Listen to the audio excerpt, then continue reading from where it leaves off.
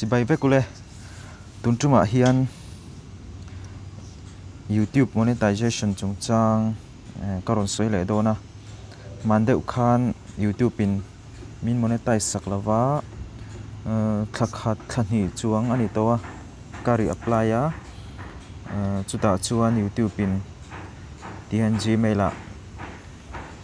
message non thona inbox a message non thona kan enanga ta hian YouTube hian rules and regulation anaya kan thewanga what's our sangli ini zathum samruk panga chung ane itlinanga ya chuanin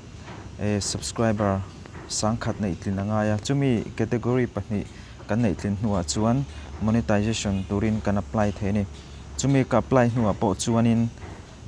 minla monetize saklo chewa enge ni ti engwange ti kan endon ani monetization page tuna kan hmuang hian monetization page kan click anga chuta chuan ka channel monetize ani lo chante chiang takin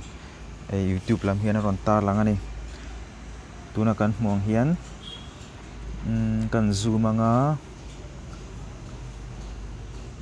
here is why your channel was not approved for monetization intia kan click anga masaber hi point thuman ron da tips pathuma hian point 1 hi kan click anga ta hian reuse content chumi sia chu midang channel ami emo mani original content ni lo khating upload midang ta upload Facebook atangte WhatsApp atangte Insta atangte khatianga video mani ta ni lo upload khatam wang khan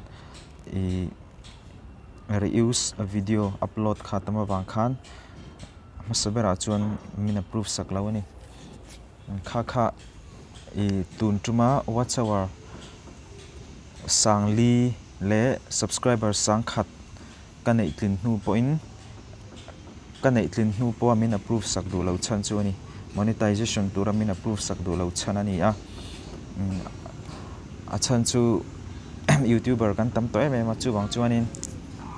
YouTube team po hi an uluk em maya chu wang chuan subscriber sangkhat le watch our sangli ni zathum samruk panga chunga nei tling naran kha an approve sak to lo ni chu wang chuan kai pon ka original content lo te chu ka delete vat angai to ni ti chuanin keima content ni lo keima video content ni lo zong chu ka delete anga November ni somni palia reapply a theile do na chumi huna chuan ka reapply anga YouTube team min lo review sakanga min monetize sak nge po ka be sei to ni